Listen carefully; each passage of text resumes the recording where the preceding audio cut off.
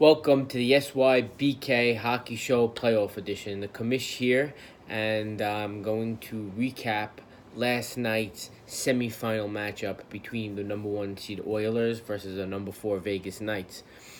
Going into the game, the Knights were down in the before the series started. It was a 4 versus 1 seed, so the Knights had to win 2 games against the Oilers just having to win 1, due to the fact that the Knights were the number 4 seed. The Knights forced a Game 3, which was held last night, as they took a Game 1, essentially, victory 3-1, and now it was a do-or-die game for both teams. Winner will advance to play the Wild in the finals.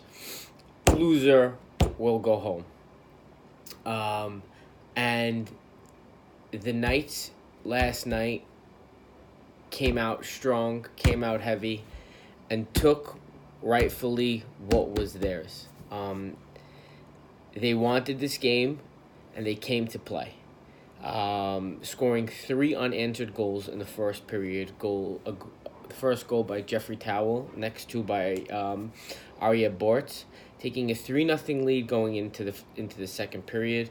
The Oilers made a little pushback as they made it 3-1, and then the Knights had 5 unanswered goals, ended up winning the game 8-1. Yes, I said 8-1, and unfortunately I will have to say this, but the mighty Aaron Harari has gone down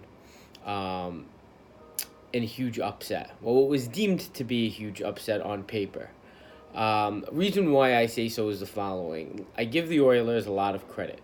I've been saying this, and this has been my theme all season long, by teams actually physically showing up.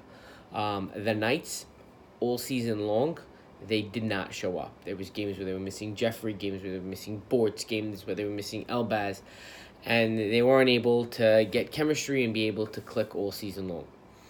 Finally, in the playoffs, they were all able to show up, and they were able to get things to click when it mattered most. As for the Oilers, it was the complete opposite. They, all season long, were able to play with a full team and were clicking all season long. They were able to rotate 4 defensemen all season long and roll a solid 2 lines, making sure Aaron Harari would have enough rest in between his shifts, while his second line contained enough speed to put pressure on the opposing defense. With injuries to Elliott Sutton and Joe Beta and Sam Laniato in Game 1, the Oilers were short, and it was, they were short, and it came back to bite them in the butt. But I'm not taking anything away from the Vegas Knights, because on paper, I did think that they were a better team. Meaning, and I said this from week 1, I thought the Knights were the strongest team on paper. They had the most depth and the most skill.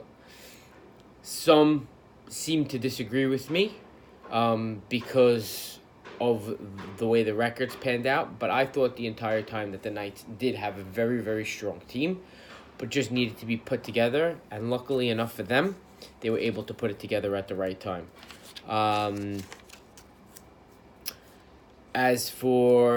So I tip my hat and I say congratulations to the Vegas Knights, although it's very hard for me to say because I was a member of the Oilers and I am not so thrilled giving this review, but you got to do what you got to do.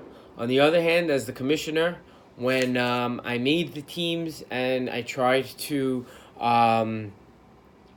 make the teams as fair as possible as to what I restored along with the captains, what I had planned to do actually came into fruition, where I gave both of Aaron Harari and Aaron Cabasso harder teams to play with. I gave them a little bit of a disadvantage, as the 2 of them have been at the top for the last couple of seasons, and wanted to essentially make it harder for the 2 of them to advance.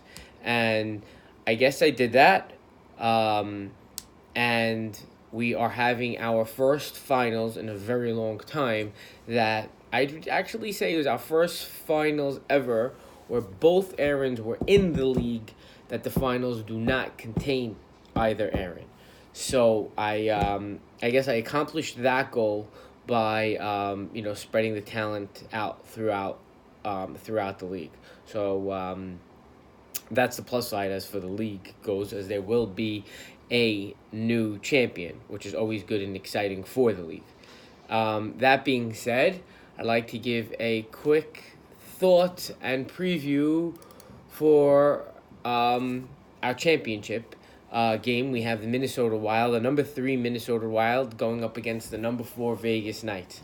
Again, I said it from day one. I think these Knights are very dangerous. They have depth. And great defense, fantastic goaltending, but the Wild have a lot of speed and just as good as goaltending in Steven Beta. I think the Knights' first line with Jeffrey and Bortz is a little bit stronger than the Wild's first line of Bijou and Momala, but I think the Wild's secondary scoring, guys like Svivalinski and Richard Jamal, goes a little bit deeper than the Vegas Knights, who have on their side Elbaz, Mo Daba, and Victor Miz. So I think we're going to be in for a really, really good series. Right now, though, I've been speaking to both captains, and it seems like attendance from the players is going to be an issue. Guys booking trips, so on and so forth. Listen, the schedule is out from before. We are going to try to do our best. It's going to be impossible for us to accommodate every single player, so keep that in mind. So for the guy who gets quote unquote screwed by not playing, listen, you adjusted your schedule. I understand you have a personal life, but we're going to try to do our best to accommodate everybody. But I do know this. Game 1 will be Tuesday night at 10 o'clock. So everybody get ready, because this is going to be a good one, as a new champion will be crowned for the fall 2017 season. Question is, who will it be?